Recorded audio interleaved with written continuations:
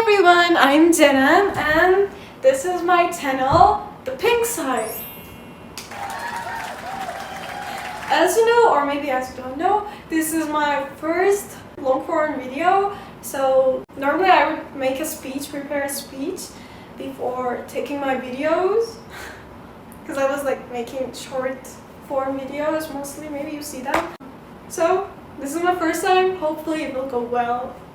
And probably I will get used to it by time, because actually I want to make more videos like these because I think they're going to be helpful for people who are planning to come to Korea or just interested in maybe. Let's continue with the topic of today. Today I will be interviewing myself, about my channel, which is actually good that this is my first video, so you can understand what's going to be here. Okay, let's start with the first question. Please introduce yourself and your channel. My name is Jeran, as I said before, and my channel's name is The Pink Side because maybe you already understand, but I really like pink.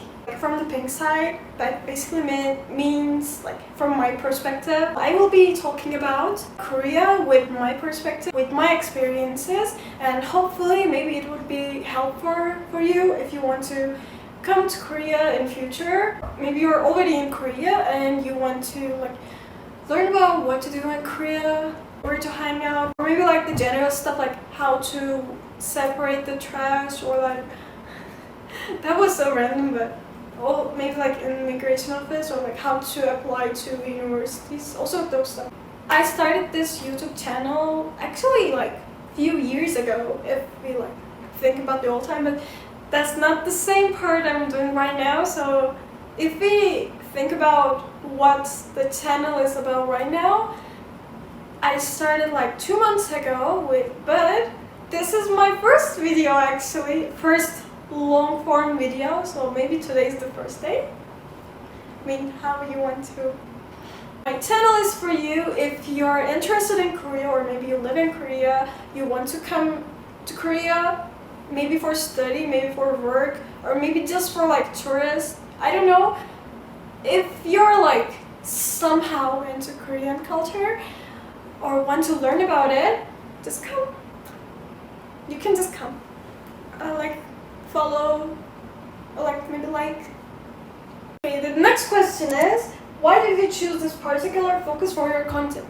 Actually, I was thinking about it before I came to Korea when I was applying for the universities, because especially applying for the universities, maybe it's different for your country, but at least for mine, I'm from Turkey, and Korea and Turkey are quite far away, so not many students go there for studying abroad.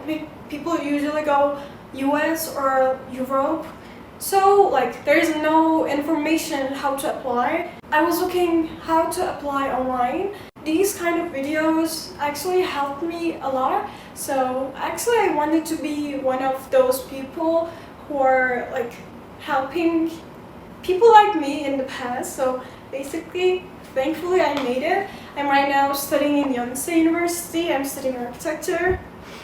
So maybe, especially if you want to come to Yonsei University, I can help you how to apply. I usually also look online where to hang out, where to go, where to take aesthetic pictures for your Instagram stories. So I thought maybe I can just record those videos, show people where they can find those places. When people come to Korea, everybody's going to Namsan Tower or Gyeongbokgung Palace. But Koreans, if you're local, you want to go more local places. Because sometimes those really touristic places can be a bit overwhelmed because there will be so many tourists, so many crowds. I just want to show you what local people do in Korea, especially if you just started to live in Korea, because when you come to another country, it's quite hard to adapt at first. But the time I actually started my channel is after I learned about the K-Influencer Academy, because sometimes you want to do the stuff oh, I want to learn about archery, or like I want to ride a horse, like like these, but you don't actually start, you just say it on words. But like after learning about this program, it gave me the motivation to actually start. The next question is, how has the identity of your channel evolved? Actually, if you look at my first videos, my YouTube channel at first was for those dance videos, because in COVID, I was just bored, obviously you're bored, and I had nothing to do, and I wanted to also like lose a bit weight, and I thought dancing would be a good idea for that. So I started dancing by myself. I didn't go to like any kind of the lessons. It was COVID. I just learned at home. I just watched like the mirrored dance practice videos, and I really like dancing. I do also dance these days, but I'm not like taking those the long dance cover videos, but you can also take the short ones. So as I said at first, it was about K-pop dances, but right now, because I am actually living in Korea, I decided to make videos about living in Korea. The next question is, how would you describe your channel in one sentence?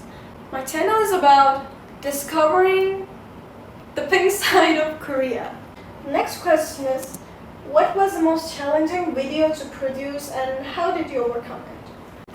I think the video that took me most time to produce was the video, it's actually a short video. It's called This is Jenna. Maybe you know the narrator trend, it's like one of those videos. It was actually the hardest video for me to produce because it took so much time to actually edit the video. And that is because I don't have like, people usually maybe use CapCut to edit their videos or like other stuff, but I don't have the pro version, like there are several programs. So like I was using each of them for example, like filters for one of them and like general editing for one of them and like captions for another and the audio for another, like that kind of stuff. So like it was quite overwhelming to like edit the whole video. It took so much time that normally it should have taken. At some point I was so overwhelmed that I just keep editing. I was like watching dramas and then editing at the same time. Next question is, have you tried a new type of content that surprisingly performed well? Yes. Not for YouTube. I mean, not for the long-term videos. For the like short-form videos, I sometimes just post random stuff, like really random. And sometimes those random videos get more interaction. So it sometimes feels like, why am I putting this much effort in like trying to make this type of content? I don't know the algorithm. I don't understand the algorithm, but sometimes it just works out. So for example, one of the videos that got most interactions was the video about an ajashi calling me pretty when I was taking videos in the Cheonan K-Culture Expo. So it was so random, and thankfully my friend was recording it, so I had the chance to like make it as a content, but normally, I cannot make content like that. So that was just a chance. When do you feel most immersed or joyful while creating content? If you, for example, let's say you go outside and took a random video, like a fun, like imagine just those TikTok trends. If you do stuff not for taking videos but for just regularly, people will probably think you're crazy. But if it's for TikTok content, for your video content, people think it's okay. So like technically you can do it. So I think that's the most fun part of it. So like because I'm creating these content, sometimes I can do some fun stuff. So I think that's the most random and good thing about creating content. Have you had any memorable interactions with your viewers? I remember one time, but at that time I was creating content for dance videos. I got in a contest about K-pop dance. I remember one person came up to me and said, "Oh, can we take a picture? I think you dance really well." So like I felt so happy at that. Yippee! I felt like that little cat saying yippee. Next question. What kind of content related to Korean culture would you like to create in the future? Actually, I want to create videos about K-beauty because I'm interested in K-beauty, and you know, it's best to create videos about what you're interested in. I also want to make content about my university, Yeonsu University, for people who want to come to my university. You know, how's the life, how's the studies. And I also want to make content about traveling. Hopefully, if I have time, I want to travel to many places in Korea, not just like, you know, Seoul, Busan, or Jeju. Those are the most known places. You know, since I'm right now living in Korea, hopefully I will have some time to visit some places. So I'm really looking forward to visit some new places and make videos about them, because you know, it's a win-win thing. So basically, creating content about traveling will motivate me to travel more, and when I travel those new places, I can make content about it, and some new people can learn about those places and maybe they will want to go there too. The next question is, what keywords do you want people to associate with your channel? Yeah, this is a good question. First of all, pink aesthetic, because as you can understand from my channel's name, actually my content for long form and short form videos are quite different, because my long form videos are more focused on creating like more educational content, but my short form videos are like more, you know, fun and relatable, entertaining content. Like, so basically, actually my aesthetic in the short form and long form videos are quite different. For long form videos, I'm like more pink aesthetic, girly, not dreamy maybe, like, you know, Barbiecore, like this kind of videos, like friendly, warm, that kind of vibe.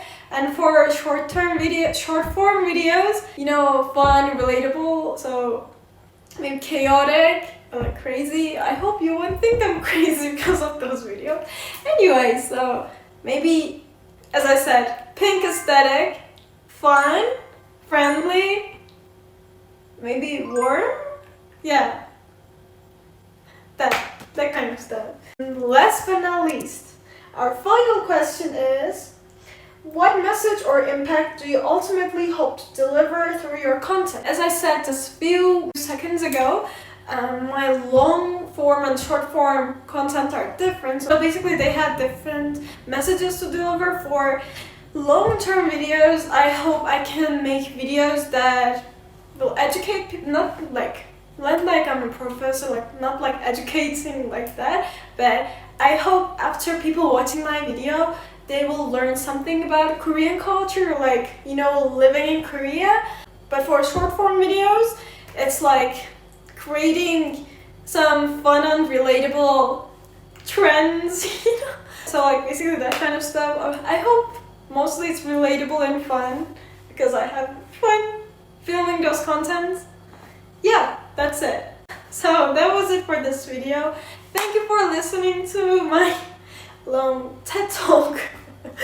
And if you want to learn about things like this more, you can just subscribe to my channel or like this video, and you can comment on what kind of videos you want in future.